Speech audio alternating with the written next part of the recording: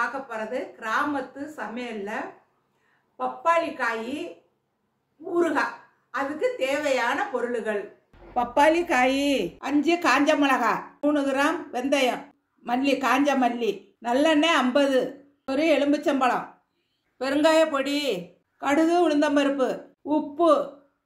இப்போ பார்க்க போகலாமா? பப்பாளி காய் இந்த மாதிரி பட்டையை சீவிட்டு பொடி பொடியாக நறுக்கி வச்சுருக்கிறேன்.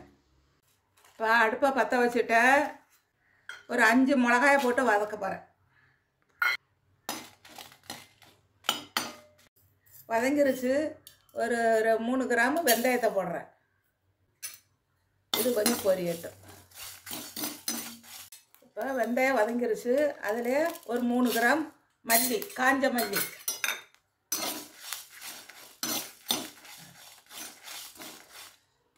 இப்போ நல்லா பொரிஞ்சிருச்சு. அடுப்பை ஆஃப் பண்ணிடுறேன். சட்டி காஞ்சிருச்சு. 50 கிராம் எண்ணெய் ஊற்றுறேன். எண்ணெய் காஞ்சிருச்சு. அதில் கடுகு உளுந்தம்பருப்பு போடுறேன். பொரியிட்டேன். நல்லா பொரிஞ்சிருச்சு. பெருங்காய பொடி கொஞ்சம் போடுறேன். ஒரு அரை ஸ்பூன் போடுறேன். இப்போ அதுலேயே இந்த பப்பாளி காயை போடுறேன்.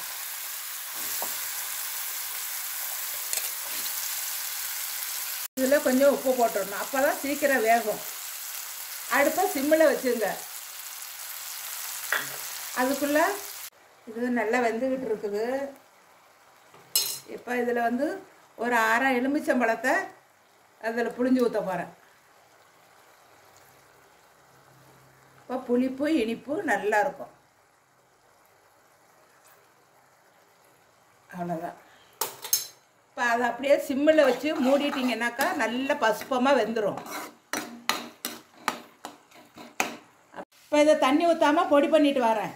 பப்பாளி காய் நல்லா வெந்துருச்சு. இப்போ அரைச்சி வச்சுருக்கிற பொடி இப்போ நல்லா ஊறுகாய் ரெடி ஆயிடுச்சு.